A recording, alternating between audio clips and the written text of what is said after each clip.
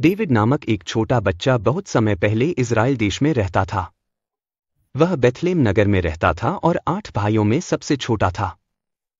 David सामान्य युवा नहीं थे, उन्हें पिता के भेड़ों की देखभाल सौंपी गई थी। वह दिन रात खेतों में काम कर उनका संरक्षण सुनिश्चित करते थे। यह कोई आसान कार्य नहीं था, विशेष रूप से जब जोखिम होता। भेड़ें अक्सर शेरों और भालुओं द्वारा निशाना बनती, लेकिन डेविड निडर थे। उन्होंने डंडे और झोला से उन्हें दूर भगाकर झुंड को बचाया। जब भेड़ों के बीच नहीं थे, डेविड हार्प बजाते थे। पक्षी भी उनकी उत्तम वादन सुनकर रुके रहते थे। एक दिन सामुएल नाम के बुद्धिमान व्यक्ति ने डेविड से मुलाकात की। ईश्वर ने सामुएल को बताया कि डेविड भविष्य में इज़राइल के राजा होंगे, जिससे सामुएल ने उन्हें अभिषिक्त कर महत्वपूर्ण पद दिया।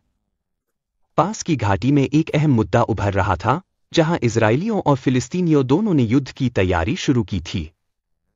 गोलियत, फिलिस्तीनियों का भयानक योद्धा था, भालू से शक्तिशाली और लंबा था। गोलियत ने इज़राइलियों को रोज एक योद्धा भेजकर चुनौती दी, लेकिन वे सभी बहुत डरे हुए थे। एक बार डेविड अपने भाई इज़राइली सेना में भाई की जगह पर भोजन भेजा, देखकर सभी गोलियत से डरते।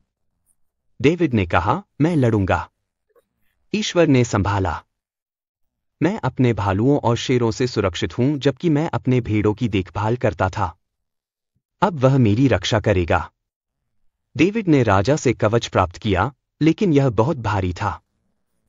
डेविड ने कुछ पत्थर और झोला का इस्तेमाल करने का निर्णय किया। डेविड ने एक पत्थर उठाकर झोला में डाला और जोर से फेंका। जब गोलियत आगे बढ़ा, पत्थर हवा में उड़ते हुए गोलियत के माथे पर सीधे टकराया। गोलियत जमीन पर गिर गया और डेविड जीत गया। डेविड की बहादुरी दिखाती है कि छोटे होकर भी विश्वास और साहस से बड़ी चुनौतियां जीत सकते हैं। और वह युवा लड़का, डेविड, इज़राइल के सबसे महानतम राजाओं में से एक बनेगा।